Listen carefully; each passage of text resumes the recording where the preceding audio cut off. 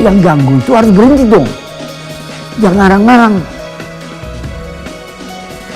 Yang tidak ada diadakan, yang ada ditiadakan. Jiwa besar dan suci membawa aku padamu. Padamu itu ibu pertiwi makmur dan suci.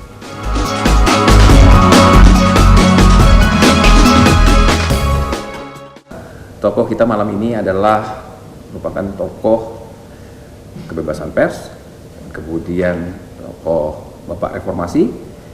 Kalau saya sebut clue satu lagi, Anda tentu sudah pasti mengenalnya. Beliau adalah Presiden Republik Indonesia ketiga, Pak B.J. Habibie. Selamat malam, Pak. Selamat malam. Pak Habibie, bagaimana kabarnya, Pak? Sehat? Baik, sehat. Sehat, Pak ya. Indonesia bagaimana, Pak Habibie lihat? Bisa teknologinya bisa maju seperti tadi negara-negara maju? Bisa. Negara kita bisa, Pak ya, untuk menekan Nah, itu. kita pernah buat kapal terbang? Pak Habibie pernah sempat menyinggung tadi soal pesawat, Pak ya. Kita pernah membuat pesawat, Pak. Ya. Kemudian beberapa waktu yang lalu Pak Habibie ketemu dengan Pak Presiden Jokowi Dodo. Apakah ini sempat disampaikan Ya. soal teknologi pesawat terbang khususnya? Jelas dong. Dari waktu pertama kalinya saya bertemu dengan Pak Jokowi, dia bilang sama saya di ruangan ini, Pak Habibie, saya ini keluarga yang hidup dari membuat mebel, tukang kayu. Gitu, dia low profile. Saya belajar di situ. Susah loh Pak, lumayan. Saya angka-angkanya tidak merah lagi. Udah hitam, menguntungkan. Itu membuat apa? Kursi yang saya bisa jual di pasar, bahkan bisa ekspor. Saya sudah bersyukur. Itu kursi, susah loh Pak. Itu dia bilang apa? Pak, bagaimana buat pesawat terbang ya? Apa itu artinya Pak dari pembahasan Bapak waktu Pak Jokowi gubernur, kemudian selaras dengan Pak Habibie bahwa nilai tambah itu, kemudian apa artinya berarti dunia penerbangan ataupun teknologi? Bukan dunia penerbangan, semua produksi dalam negeri. Oke. Saya tidak hanya memperjuangkan penerbang, yang benar aja dong. Ini termasuk kursi kita, termasuk kamera. Sepeda motor, berapa sepeda motor di luar? Berapa mobil? Kereta api. Bagaimana mau membayarnya?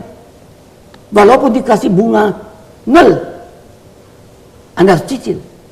Cicilnya dengan apa? Kalau pendapatnya lebih kurang dari pengeluarannya, nggak bisa nyicil.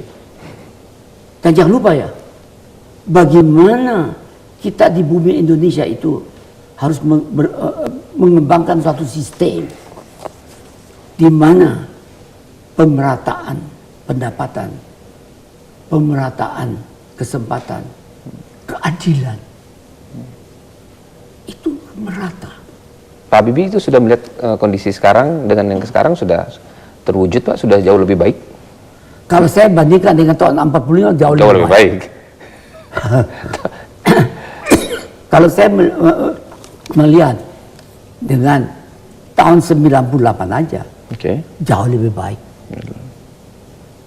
Tapi yang benarnya masa jauh lebih baik terus kita sudah yang benarnya kita harus jadi ya menjadi nomor satu kali lebih gampang dibandingkan terus mempertahankan selalu nomor 1. Kita mau nomor 1 tuh.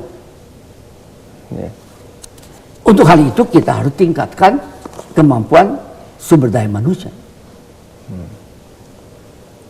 Nah kita dalam hal ini ya harus kita andalkan itu. Dan kita bersyukur ya bahwa bangsa Indonesia itu adalah suatu masyarakat yang yakin dan percaya adanya Tuhan yang Maha Esa. Tapi tidak memihak salah satu keyakinan atau agama yang ada. Walaupun kita adalah masyarakat Islam yang terbesar di dunia, kita bukan negara Islam, jangan salah paham. Untuk hal itu saya harus jelaskan. Yang terkaya di sini dan mulai menggerakkan, menghina orang yang beragama, anggap udah melanggar undang-undang dasar. Kita harus tegas.